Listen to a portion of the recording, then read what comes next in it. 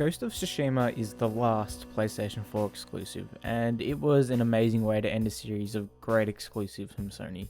It was developed by Sucker Punch, the developers are well known for the infamous series, and they took a chance with this game by creating something so different in its premise and tone. And it was amazing. Unlike the infamous series, Ghost of Tsushima is extremely grounded in its premise and story, and it delivered something beautiful with this game.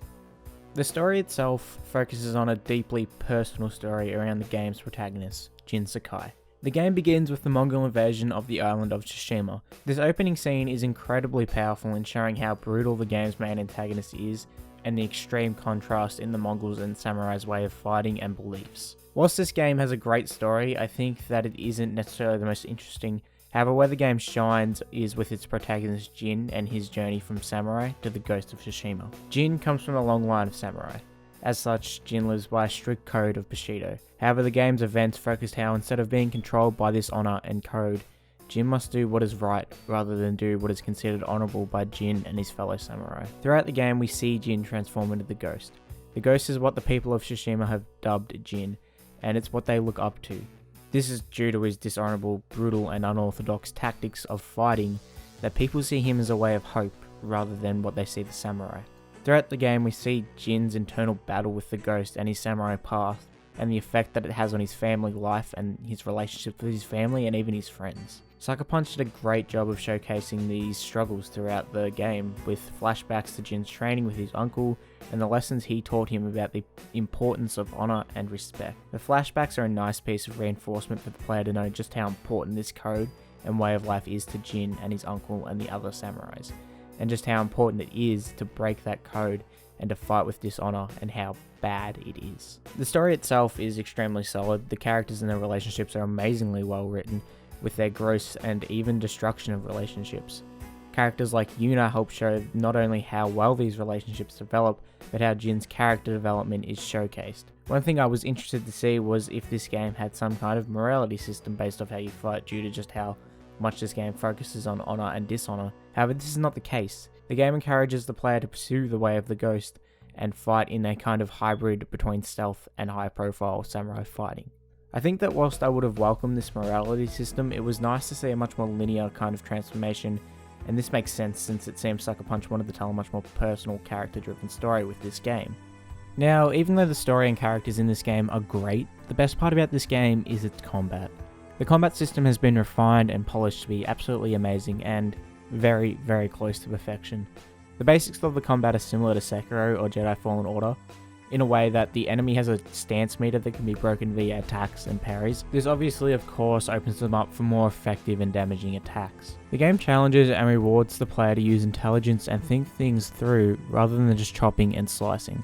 This is greatly seen with the use of various multiple enemy types ranging from brutes, swordsmen and archers, and many more, each with their own strengths and weaknesses. These enemies can be taken down in a few strikes if fought intelligently, or can simply be taken down quickly and cleanly via stealth. One way to do this is through the various stances you unlock by taking down the game's version of mini-bosses, and each stance can be used against a specific enemy type to break their stance quickly and open them up for quick slashes. As you progress through the game and level up, you unlock various items, as well as allowing the player to have access to sticky bombs, kunai, smoke bombs, flammable oils for your sword, and various types of arrows for your bow, which are dubbed ghost weapons, and they help you in combat and in stealth if needed. The way that Jin's character transformation is interwoven into the game's progression and combat is so well done.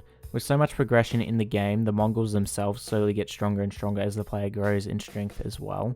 This keeps the game challenging and fresh whilst not being ridiculously easy, as you unlock all items and moves at your disposal. The game never throws ridiculous amounts of enemies at you either, and instead throws a variation of enemies that force you to always be thinking and change your tactics. Something that impressed me was the fact that these enemies aren't damage sponges and can die just as quickly as you can, and this helps keep the game refreshing, fun and fast paced with an impressive natural flow without becoming bland or repetitive. The mini-bosses themselves are essentially brutes that vary in enemy type, and I was fine with that.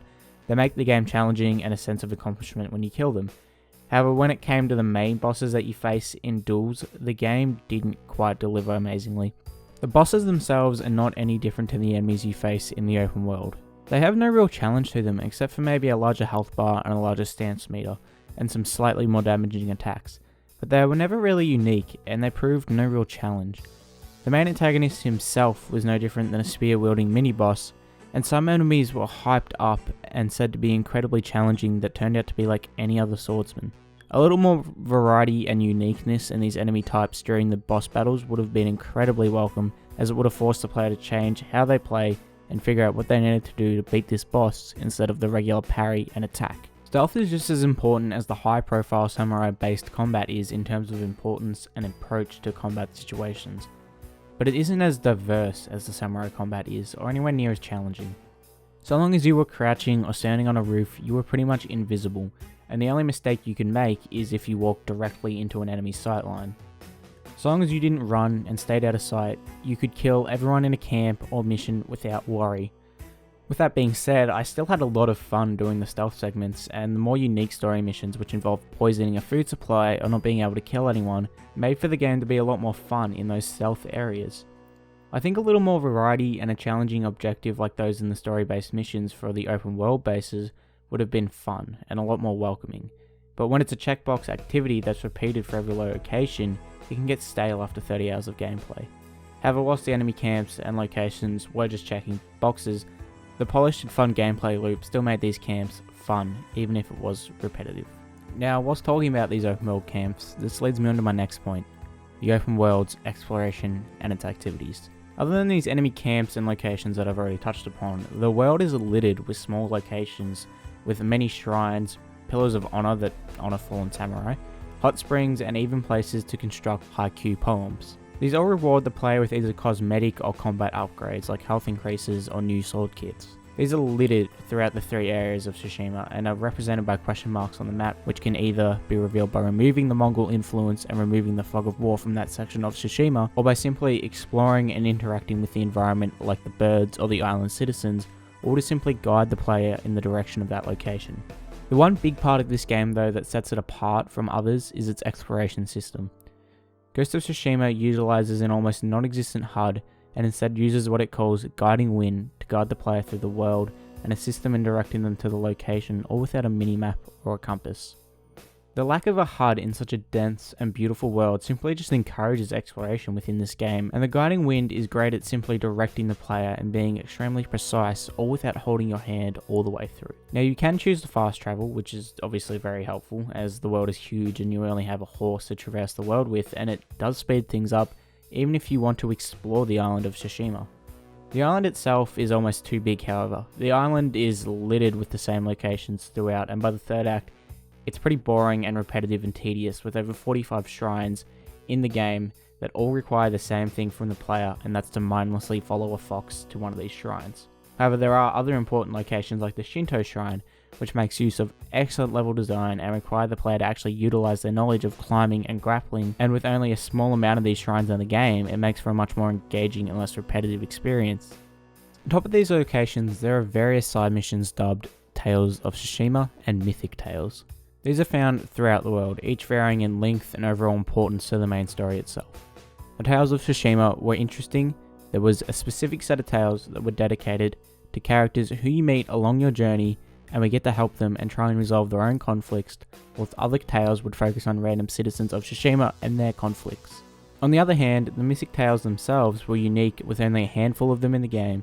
Each one told a supernatural story about the island of Tsushima, and these missions rewarded the player with new special ability. Firstly, the side missions that focused on characters from the story I found were to be extremely repetitive in mission structure, with only 3 to 4 different kinds of missions being used in a set of 9 tales for some characters. Whilst they told an important story that was extremely well written and gave us amazing insight into that specific character, it was somewhat dulled and sullied by the fact that the mission itself was almost the same in every way from the last 8 we'd just played. On the other hand, the Mythic Tales were exciting and focused on the exploration of the open world, which rewarded the player with new special moves and a new set of armor that enhanced the player's abilities even further. These Mythic Tales were more unique in their story and reward compared to other side missions, which felt repetitive and tedious even if they did tell an amazing story, and really gave us great insight into an amazing character. The mission structure was just not good enough, and it's probably my biggest issue with the game. Now, there's something that I think Sucker Punch put a ridiculous amount of time into, and that's the progression in this game. and it is implemented extremely well, and in turn, it is just as rewarding as it is fun. The upgrade system in this game is very simple, and you get the bulk of your upgrades through simple progression of the story and just side missions. And as such, you earn skill points by increasing your legend, and these skill points can be spent to enhance your different stances, the ghost weapons, other abilities, or give you new abilities as well. Other forms of progression are done through collecting resources, upgrading your weapons and armor at vendors, and less important items like flowers are simply found throughout the world and allow you to buy and unlock new color schemes for your armor, whilst more important items like gold, iron, and resources are earned through completing locations in the world and collecting the items off dead bodies and enemy camps. The customization itself is somewhat intertwined with the progression and upgrade system as well. When you upgrade your armor, you are given a new upgraded set that looks more visually appealing, along with its own set of specific bonuses for the player, which range from increases to health and damage resistance, or detection speed, and some more unique gameplay mechanics can be enhanced as well. Progression and upgrading can be very rewarding for all players, whether you're looking to just enhance your stats, or just to simply look cooler while slicing and dicing enemies. You will still feel a great sense of achievement, no matter what kind of progression you want to focus on.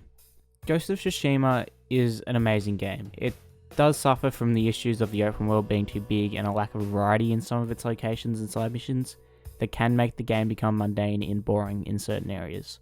However, its incredibly fun gameplay loop and well thought out and polished combat system combined with a deeply personal story creates an amazing game that, whilst not perfect, is worthy to be a PS4 exclusive and a great way to finish an amazing list of exclusives for this generation of consoles. I have been Seth from Silver Soul Gaming. This was a lot of fun to play, a lot of fun to write, and it was actually kind of hard to think about what to write and how I was going to put this into a video, and you can probably tell from some of the language in this video I was not really sure. It was a very unique game. I encourage anyone to play this who hasn't played it, and just, yeah, get out there and fucking buy this game if you haven't already played it. I streamed it on Twitch, and I had a lot of fun streaming it. Anyway, make sure you give the video a like, you subscribe to the channel, check out the website, check out our Twitch, you can check out my Twitch, you can check out everything in the description, and yeah, I'll see you guys later next week for another video.